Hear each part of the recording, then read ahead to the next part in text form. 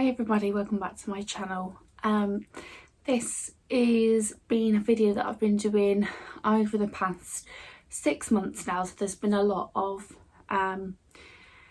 different snippets of how I've felt over the past 6 months, and this is my grief journey 6 months post loss. As I'm filming this, it's coming up to 6 months. It will be 6 months on Thursday. I'm filming this on Tuesday, so hopefully this is up on Thursday in time for his anniversary. Probably a quick disclaimer is this is probably going to be quite a long video. I'm going to try and keep it as unedited and raw as possible. This video is not going to be for everybody. Appreciate that this might seem, well, it can be quite a depressing, triggering video for some, but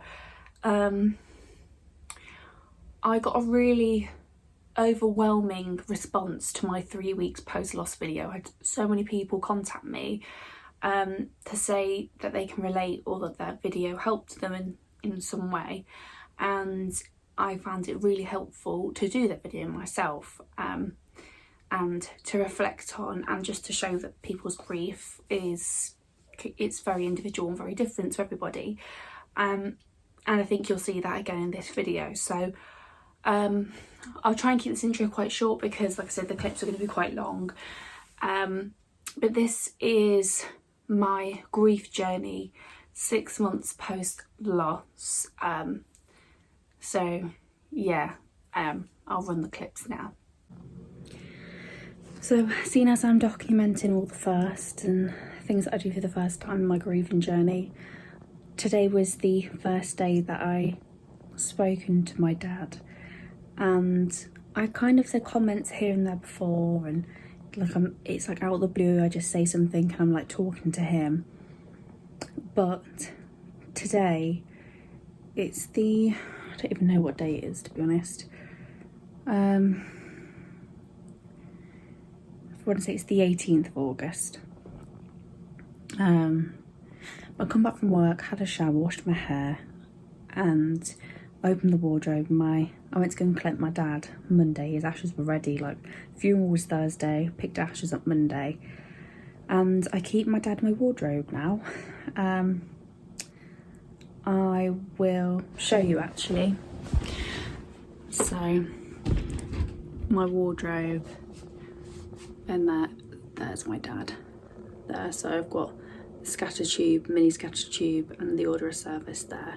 So what I just did is I opened the wardrobe and, like I say hi, or I say something to dad every time I open it, but I just felt like, do you know what, I want to have a proper conversation with him today. I want to have a catch up. It just felt like I wanted to. And before, like, I didn't really get it when people would go to the grave and speak to people that had passed, but I get it now, and I'm so glad that I've got his ashes here. So I just put them on the windowsill and made myself a coffee, speaking to his order of service, and just had a catch up, just telling him how I've been feeling and about my day, how I feel about him. And I really want to make sure that I do that as a regular thing, as and when I need to, so I still feel like I'm speaking to him and he's still here, and I still want to tell him things. So that was nice, just to set some time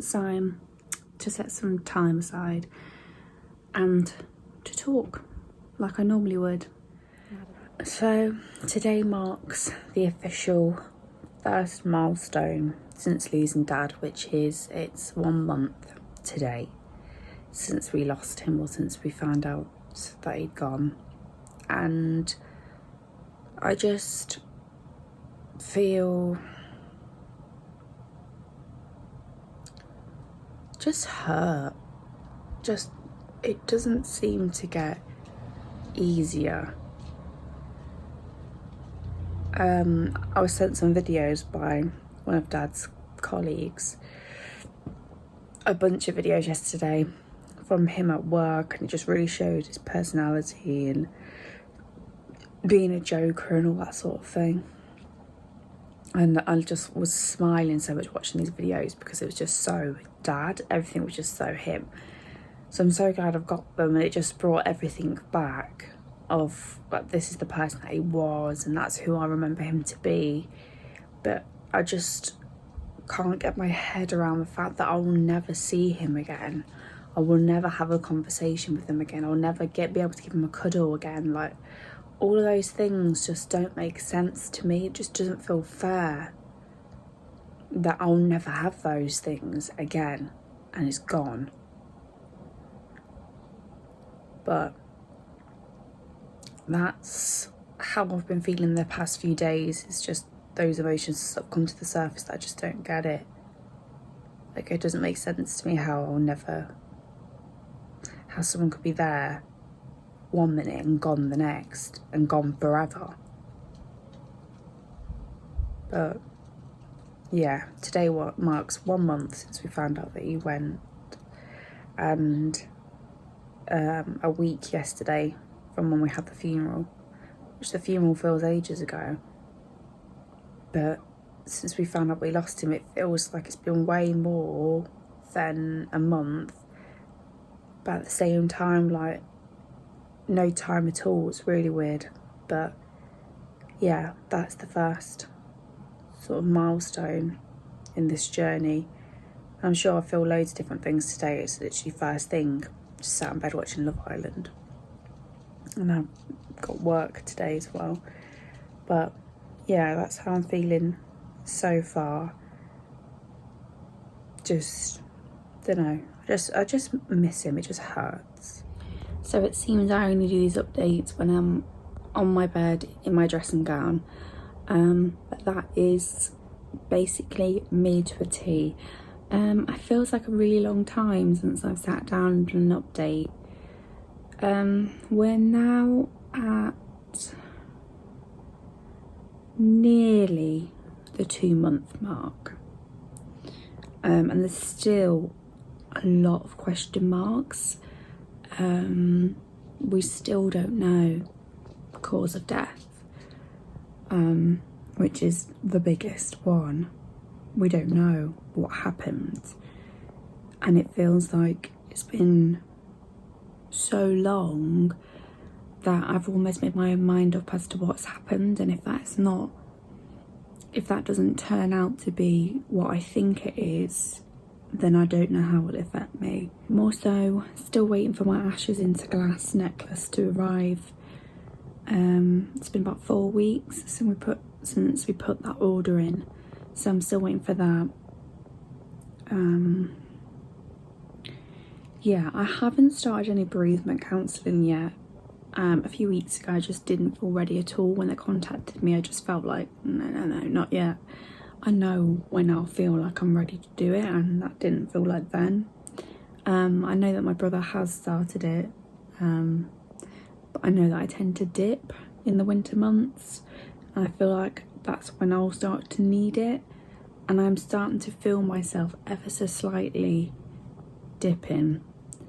And I do feel like over the next 2 months is when I'll probably start that bereavement counselling, and that will probably be a whole other update. I did film a video the other day about addiction, and it was a video that I wanted to make for so long, and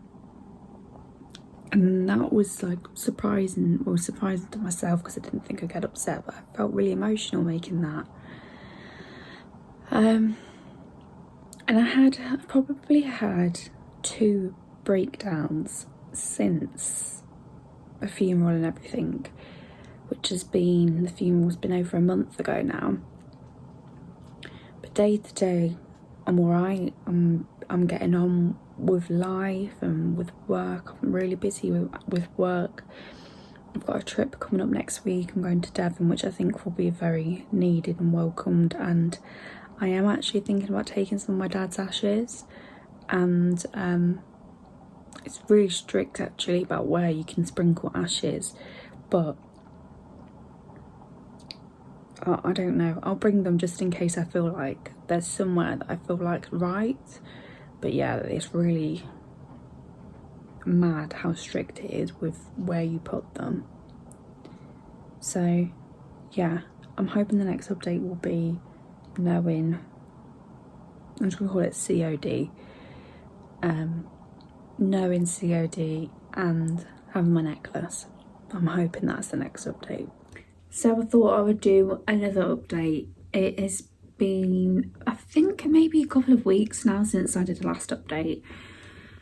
And it's coming up to the near 3 months mark post loss. And today, on the 7th of October, we found out the cause of death. And it really has taken 3 months nearly to get that answer, and to our relief it was natural causes, which is for me a huge relief. That's what I thought it was, but you never know, and when it takes this long to try and get an answer, you're suspicious as to many kind of outcomes that you could possibly get.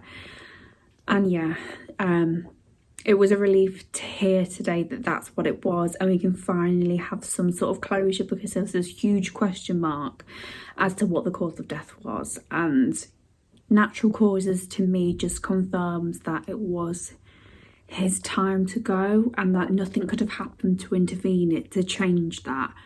I find comfort in that, knowing that if nothing could have happened, say if we were there and we could have called the ambulance, we knew, or we could have intervened, or like, no one could have done anything to change it. And if someone goes of natural causes, to me that just means that was their time.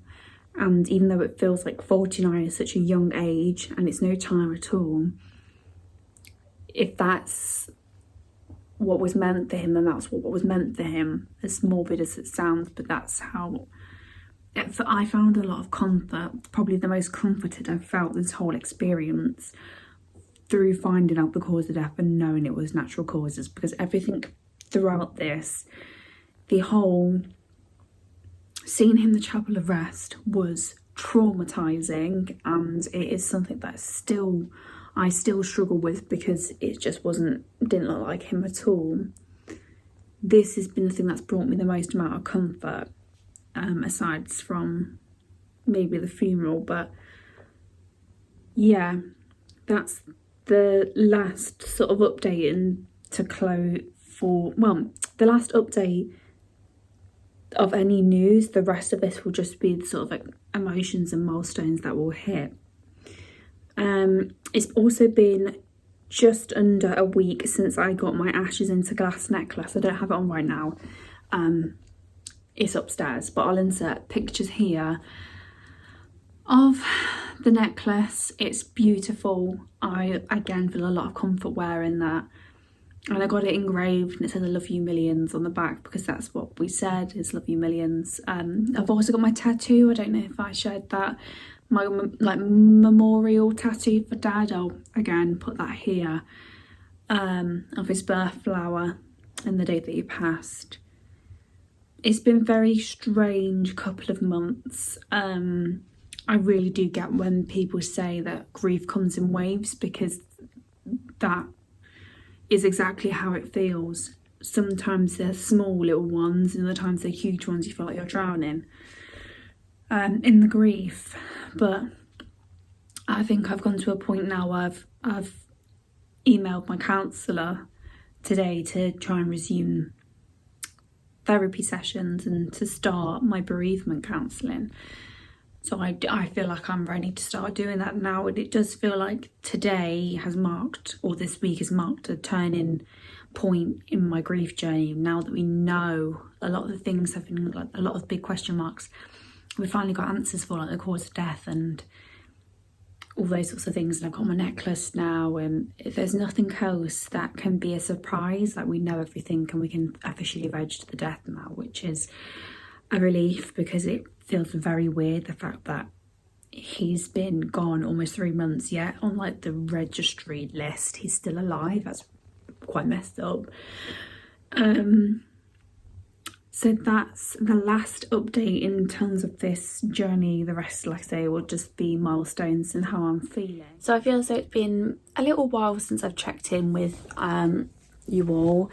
I think the last thing that I updated you on was the cause of death. In terms of timescale, it's now just over 3 months since we lost Dad. I don't know, I say we, but you know, and I've got a date in the diary to start my bereavement counselling. I'm chosen to pick up with my old counsellor, as opposed to taking the free bereavement counselling sessions. I just feel as though I was in counselling for a year prior to Dad's death. Well, a couple of years prior, but like solidly every 2 weeks for a year. And we spoke a lot about my feelings towards Dad. If you've watched my addiction video, you'll know how the sort of thoughts that I had and how I was feeling, and I worked through some of that in my counselling sessions with this therapist. So I've got my first bereavement session in 2 weeks, I think. I do feel a sense of unintentionally suppressing my grief. I'll have moments where I feel this overwhelming sense of like realization, maybe that he's gone and what I'll never get back, and slight elements of guilt because I know he was lonely,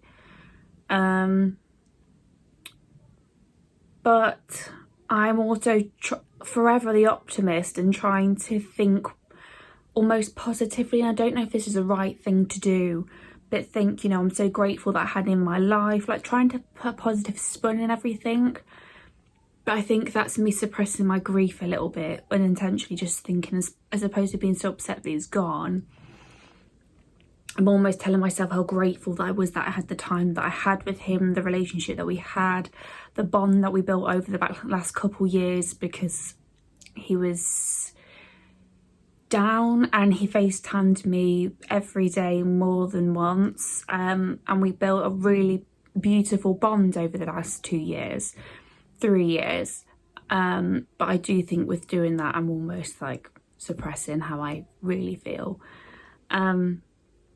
So yeah, another update, I haven't got long, I literally have to leave for work right now, is that my grandma went to a spiritualist the other day, and said that my dad had come forward, that he knew that his ashes had been split 3 ways and that jewellery was made, which of course jewellery has been made. And I'd been toying with the idea of a spiritualist for like since he passed, really. But then part of me thinks it's too soon. I've never really believed in that sort of thing. I've been quite sceptical. But now am I trying to believe in it because I want to connect to him? It's really difficult, like I'm toying with how I feel about it. But I've decided that I am going to just give it a go to one of these group sessions in a couple of weeks' time. There's a church not too far away from me that does it. And try not to be too disheartened if nothing comes through. Of course, if I go, I will update you on what happened, if anything comes through. If not, you know, this is me documenting my real journey. My intentions is to upload this around the 6-month mark. So there's going to be a lot of stuff in this video, because the last update was 3 weeks post-loss. This will be 6 months post-loss, which is just coming up so quickly. But yeah, that's where I'm up to at the moment. Day to day, I'm okay. I do have my moments of like the waves. It's definitely true what people say, grief is like waves. But yeah, bereavement counselling will start in the next couple of weeks, and potentially going to be working through a lot of stuff that I've been suppressing. So as always, I'll update you guys as I go through this journey. So I know that I've shared a lot. I like extremely rough. So apologies, I'm speaking quietly because Lewis is still asleep upstairs. But I know that I've touched a lot on trying to be positive with my grief journey, and perhaps not sharing my down days, because it's not something that I think to do. Like, I don't think to pick up my phone and start documenting when I'm having a real down day, but this is the realities of grief, that it does just creep up on you when you think you're doing okay and hit you. And yesterday I had a big wave of grief hit me, and it just come out of nowhere. And sometimes I can feel when it's about to happen. It might be that I'm aware that I've been doing well for a couple days or a week, and then I think maybe I'm doing too well, and I know that I'm going to have another wave come. And I've been doing okay. Obviously I miss him all the time. There's things that come up and I think, oh my God, I wish I could tell my dad that. One of them being at work last week, the week before, we had Marco Pierre White come and visit the restaurant. I work in a hotel, and we have a Marco Pierre White restaurant in the hotel, and if you watch my other videos you know that I worked in that restaurant for many years. And at that event Marco was giving out these signed aprons, and as we all came back into the office, we were talking about who we would potentially give these signed aprons to for Christmas. I just thought my dad would have loved that. My dad was such a good cook. He was like the chef in the family. And then it was like, oh, I would have given this to my dad. So I'm just going to keep it now. So there's things like that. And I've been doing okay. And my dad always listened to Robbie Williams, and Robbie will always remind me of Dad, especially one album in particular, which is one that I feel like that's what I remember growing up listening to, this one particular album, Escapology. And I was getting ready yesterday. We went out with Lewis's grandparents, so we took them for afternoon tea, and I was like, I'm going to put makeup on. Like, I'm going to try and make myself feel good. I've let myself go recently. I don't even think I can blame this on the grief. Like, it's probably the fact that I've moved from like a very physical job running around as a waitress to now a sales job where I'm at the office sitting at a desk, so like the weight is piled on.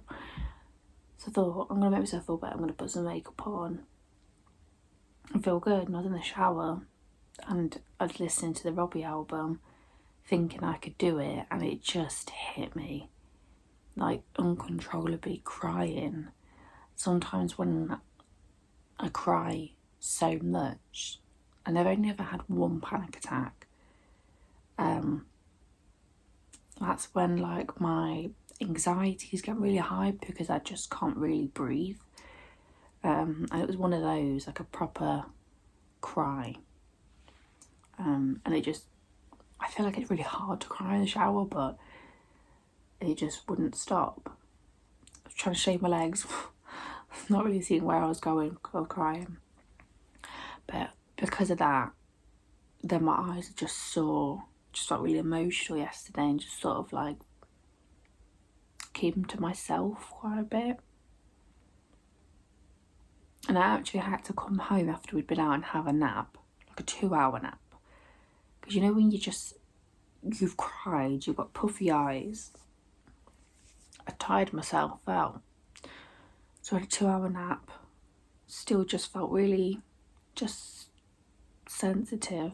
Just the pain is always there of missing him. It's just some days it's stronger than others, and it was really strong yesterday. And I was saying to Lewis that I think it hurts more because in the last few years we had such a good bond, and I almost feel like not that I felt his pain because we're so close. And he used to call me all the time He would never text. He would never text anybody. Like, as soon as you send him a text, like, hi Dad, how are you? He would just call you. He couldn't bother to text. He just wanted to speak to you. And I think maybe that's because he lived by himself, that he would just rather have that human contact and just talk to you and have a real conversation. He was quite like a traditionalist in that sense. Like, he wouldn't text. He would just call. I think it's just hit me how much we would talk, because we were close and we would tell each other a lot and share how we would feel a lot. I think perhaps I took not for granted, but potentially didn't realise how close we were, because the alcoholism got in the way of me feeling like I could go and see him in person. And I was very angry for a while because of the addiction, because it stopped me from having the full relationship with my dad that I wanted to have. So a lot of our relationship over the past couple of years has been speaking over FaceTime, because it made the reality of the addiction a little less real. I mean, you could still tell, but it just wouldn't be so blatant. And I think he wouldn't get so anxious if it was over the phone, because he could choose to pick it up or not, or to call me when he was feeling good. Whereas when you see him in person, I think he gets so anxious about you coming round and feeling like he has to put on a show or be like a host or something, that he would end up having a drink to calm his nerves. A lot of our relationship over the past 3 years has been a lot of FaceTime, especially with lockdown. And I had a bit of a breakdown maybe a week ago,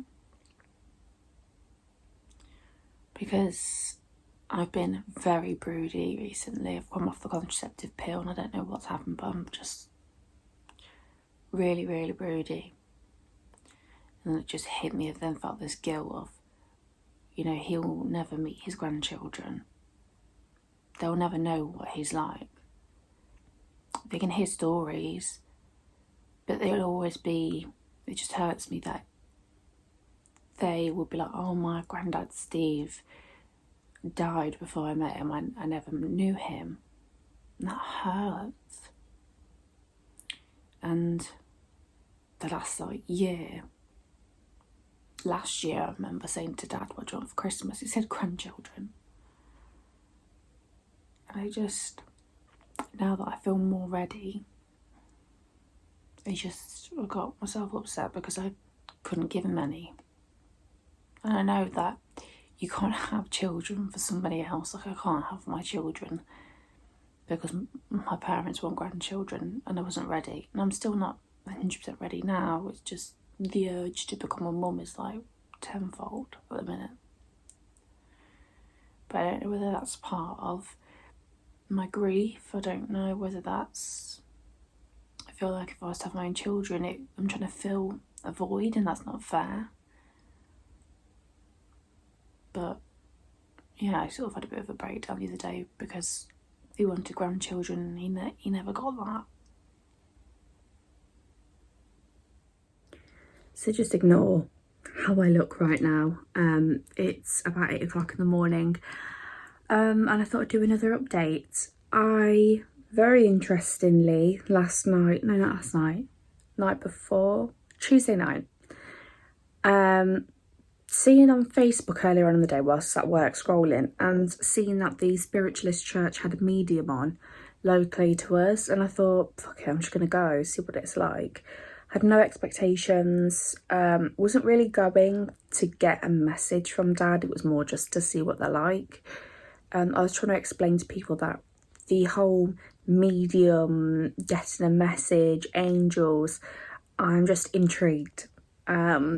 Skeptical and intrigued.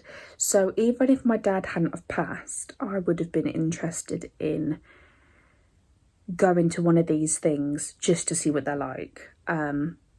So yeah, I've seen that event on Facebook. Says we've got an event on tonight, 7:30 till 8. It's free, it's in the local area. I just thought, why not give it a go? So Tuesday night I went along to the Spiritualist church. No message came through. A very interesting experience. It's part of me felt like some certain things that come through for other people, because it was a group one, it was an individual, were some things were specific, most of it was generalized. And I do think, and that's the skepticism in me, that it's like some of these things that she's talking about, the medium, could apply to anybody. And I think if people are in there very vulnerable and desperate to receive messages, they are like clutching at straws for things to relate to them. So they're just like, yep, that's me, that relates to me, even if it doesn't really completely relate to them or it doesn't really make sense. The only thing that came through that I could relate to was, she said, because a lot of the time it was women coming through, and I thought, that's not for me. The only one I could really relate to was when she says, I've got a gentleman coming through and he had a vintage car. Now that part didn't relate to me. Dad didn't have a vintage car. And she was saying it's navy, it's got gold trims. I thought, no, not me. And she said, oh, I think it's a Ford. And then my dad used to be the manager at Allen Ford. He was a car salesman.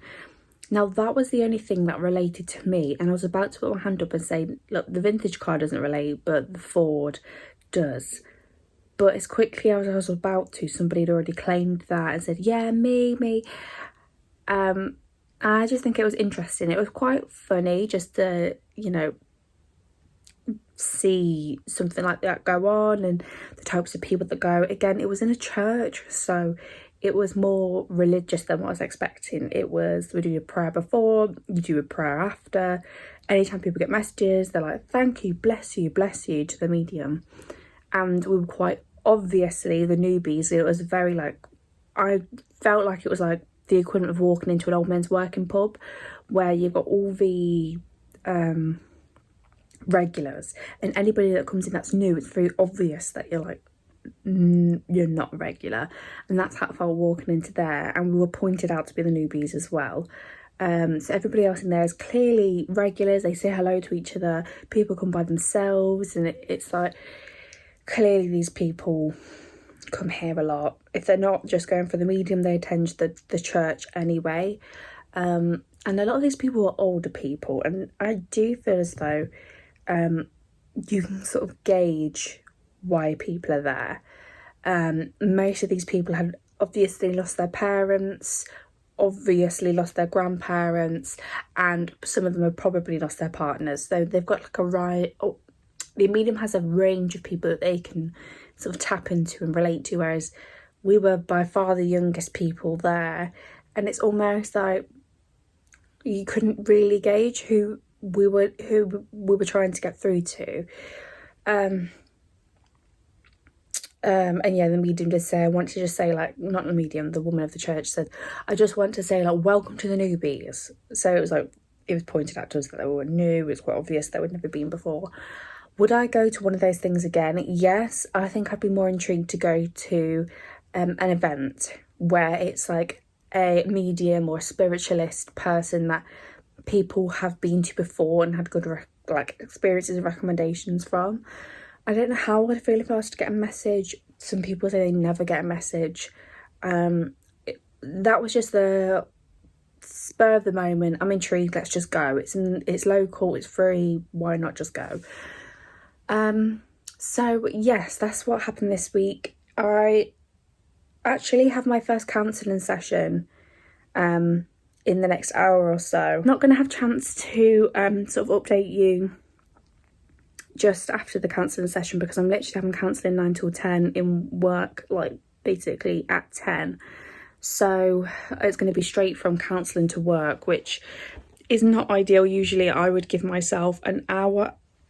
I used to give myself, after counselling, an hour afterwards free to just do nothing and digest what happened. I had my little notebook that I used to write like everything that we discussed down, points that I need to work on, and just important things down. So I'm not going to get a chance to update you and really even probably digest what we've just spoken about, because I literally have to leave and go into work straight away. So yeah, I don't know whether this is like a normal time for people to start bereavement counselling. I feel like people tend to start it a lot earlier. I still even feel like I'm ready, but I don't know if I'm ready. Hi guys, so I know I look incredibly rough. I am actually really unwell today. And I just have a little bit of energy, and I thought I would just update you. It was 5 months yesterday since we lost Dad, and I felt as though, because it's the 20th of December, Christmas is, well, it's the 21st today, but Christmas is so close, and I feel like I was so busy at work yesterday I didn't get a chance to properly, I don't know what the right word is, but normally on the 20th of each month I like to sort of honour that day or light candle, but I was so busy with work and the preparation for Christmas.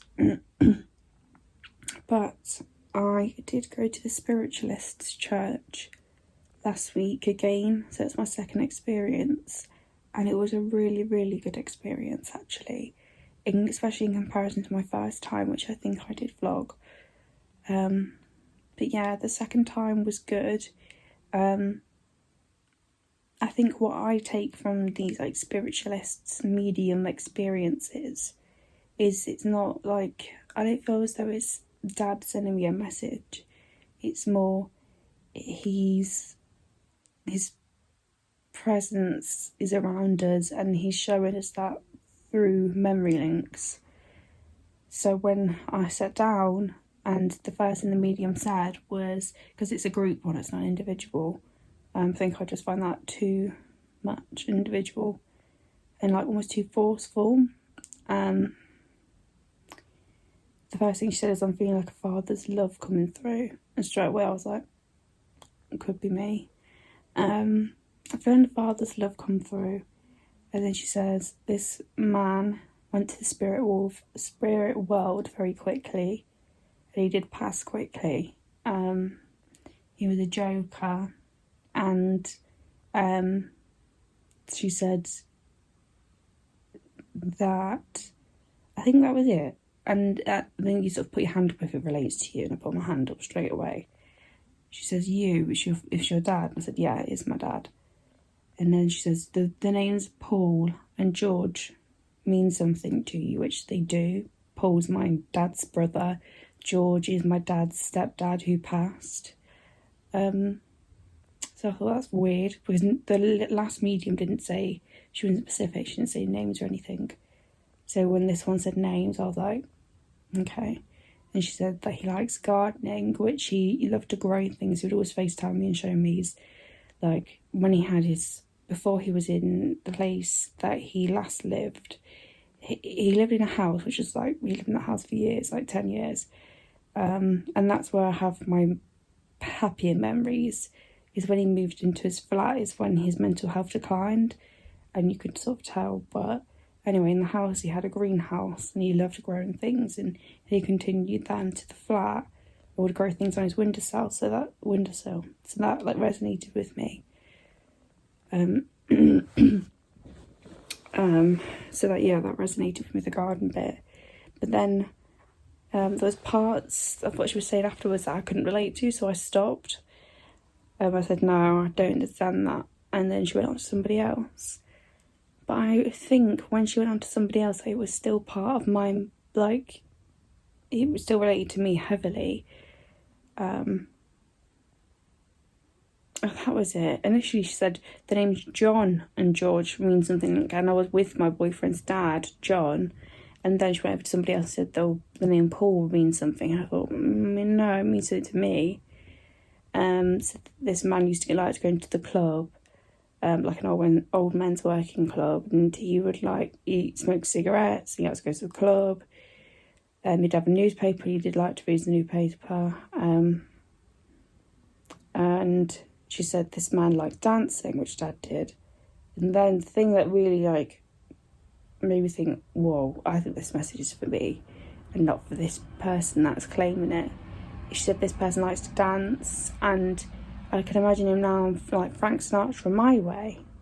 And that's what we had as his funeral song. And Frank Sinatra I mentioned as an artist that I'd loved him in my eulogy. So I was like, shit, like that. I think that's for me. And I just kind of left there thinking, I don't know, just feeling really connected to him. Really uncertain as to how I'm going to feel on Christmas Day.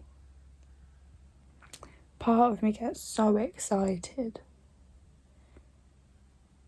because I love Christmas. But then the other part of me is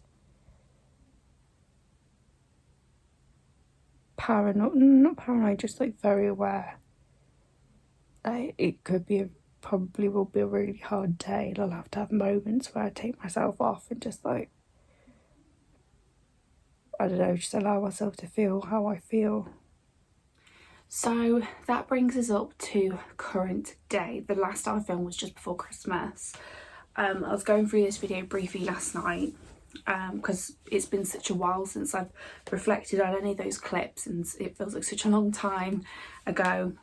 And I've missed a few things, and I've just written down a few things in this notebook that come up that I've not covered, obviously. I've not filmed anything this year. The last thing I filmed was a couple of days before Christmas. So the first thing that I wanted to cover is how have I found bereavement counselling. Now I've had maybe 5 bereavement sessions now, and I find that they are helping a lot. A lot is coming up that isn't actually bereavement related, or perhaps there is some sort of link. I've always found talking therapies help me. That's a massive reason why I have documented this whole experience. My journey is because I find talking about things helps. And I know that it helps other people to share how you're feeling as well. So I found bereavement counselling very useful, very helpful. And I think now I'm at a stage where I would be happy to come off my antidepressants and just continue with therapy, because there's a lot going on that I think I've not realised is happening over the past couple of years. One of the main topics is, I think, because I was so consumed about worrying for my dad, I'd actually lost myself and disconnected with myself. And it's almost like through this bereavement counselling, which isn't, it's not solely about bereavement, but I think through this journey I'm sort of trying to connect to myself again and find myself again, and who I am, obviously post-loss.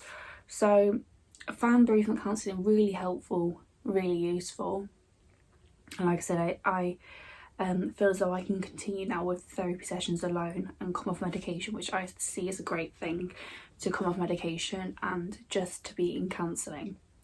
The next point that I had is, how do I feel now? So as we're coming up to the 6-month milestone, I've had not quite a lot, but I've had a couple of firsts since I started this video. Obviously the first Christmas, this will be the first kind of big milestone of 6 months. I feel much of the same, actually. I feel very similar to how I felt when I first found out. And in my 3-week post-loss video, I described that I feel very calm, and I still feel very calm. And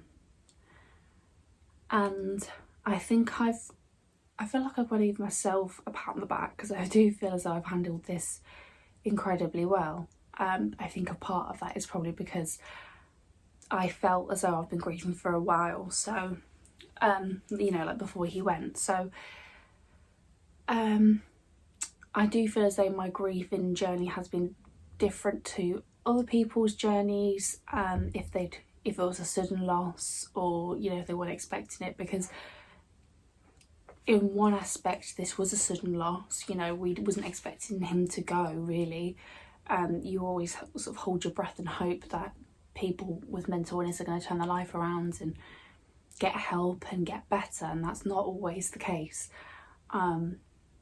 So I'm feeling okay. I think it helps that I feel like he's around me all the time. Still feel very connected to him. I think I mentioned in my 3-week post-loss video that I started to dream about Dad a lot, and I probably still dream about my dad 2 to 3 times a week. So I still feel very connected to him. So how do I feel now? I feel okay, I feel at peace, I feel very calm.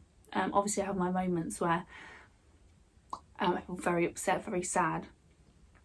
One thing that I have felt is at times I felt very frustrated because obviously I'm not presenting my grief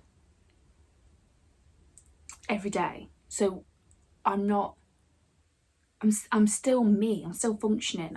I honestly think if you didn't know me, you wouldn't know I'm grieving. And because of that, and because I'm still continuing on as normal, I have found that people have forgotten that I'm grieving, or made sort of insensitive comments and not even realise that actually that does affect me, what you've just said. Or if I was presenting my grief as like I was a complete mess, you wouldn't have said that because you realise that it's quite insensitive. But you have to take that with a pinch of salt with what I've learned, and because this is my grief, you know, after the funeral people do forget, which is the hard reality, that people do just move on and forget that you're grieving. So I have felt quite frustrated at times that people have almost forgotten that this is still very raw and very fresh and I'm still grieving. But on the whole, I'm doing okay. The next point, like I said, the last clip I filmed was just before Christmas. I just wanted to briefly touch on how I found my first Christmas, because I think that's going to be a lot of people was like, oh God, Christmas is going to be horrible. And the whole festive period was very relaxed. I took everything at the pace that I wanted to. And I think I've realised now that I'm going to do things that suit me and benefit me and try not to please other people. One of those things is I've decided not to drink anymore, apart from like special occasions like birthdays, but even then like 1 glass of Prosecco. And that's because I don't enjoy the effects of alcohol. And obviously to me, I lost my dad because of alcohol. So again, probably one of these insensitive comments is I've found that when you tell people that you're not drinking anymore, they just think you're boring, when really, you know, I don't have to tell everybody. But one of the reasons why I'm not drinking anymore is because I lost my dad to alcohol. So it's like, no, I don't have to explain myself and tell everybody that's the reason, one of the reasons why I'm not drinking. But I just don't feel like it's something I want to do at the minute. I don't enjoy it, I don't like the after effects of it, I don't like the feeling of not being in control. And around the Christmas period and festivities, I just decided if I was tired, I'm going to go to bed. I'm not going to stay up and drink with everybody because that's what everyone else is doing. If I want to go to bed, I'm going to go to bed. And I really have found that just letting go of other people think and doing what I want to do has made me feel a lot better.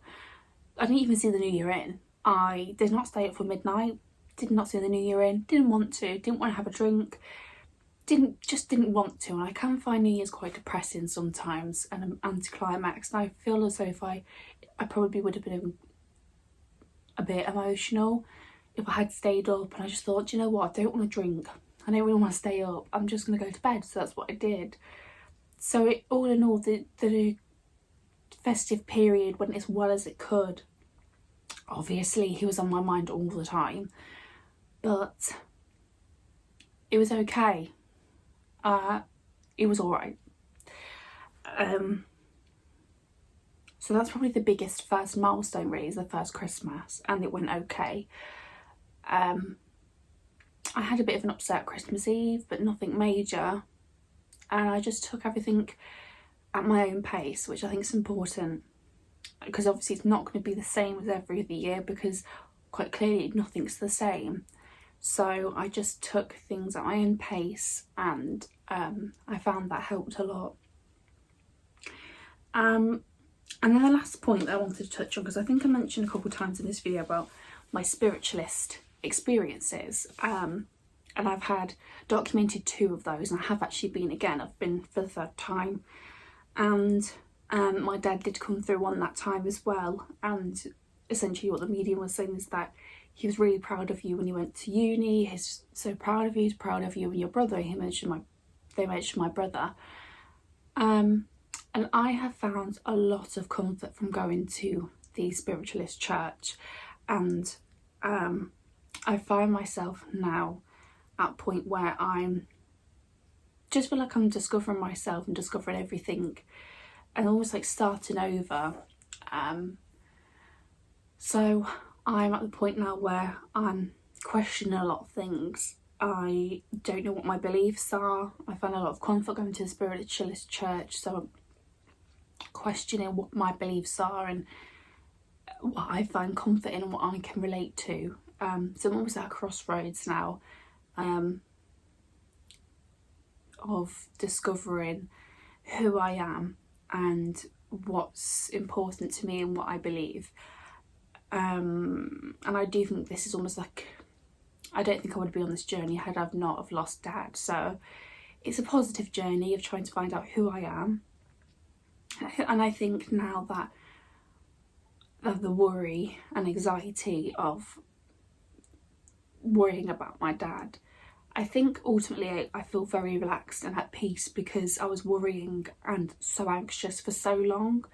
So now that the worst case scenario has happened, ultimately I do feel like it can't get any worse. So it's almost like I'm on the up because the worst has happened.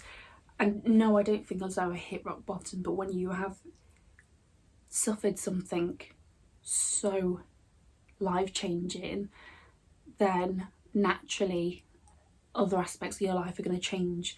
And I feel very at peace, I think. But yeah, that's how I've been feeling recently. Again, I want to keep this intro and outro quite short because I'm aware that the rest of the video is going to be very long. I hope in some way, if this has helped anybody that is grieving or has a parent with an addiction, or you're worrying about someone with mental illness, that it's helped in some way. I think obviously, like I said, keep on saying it's important to talk. I just feel compelled to share my journey, my thoughts, my feelings, and just show another side of grief that is probably not the norm. So yeah, this has been my 6-month post-loss journey and update. I probably will do a 1-year thoughts and feelings video probably. I probably am not going to do it in the same format as I've done this one, my 3-week one, where it's like I've documented how I'm feeling, because obviously I've documented from like loss to 3 weeks and 3 weeks to 6 months. So I think now I'm just going to take the time to just continue on my journey of whatever journey I'm on right now, and then I'll do a 1-year update of how my first year has gone. So I hope, like I said, I hope this video helps somebody. I hope some people find comfort in this video in any way that they can. And yeah, thank you so much for watching. If you have watched this video all the way to the end, I really appreciate it, because I understand that it's just a very niche video and could be quite a depressing video for a lot of people. But if you have watched this all the way to the end, then thank you so much for watching and supporting me, and I hope to see you all in my next video. Bye guys.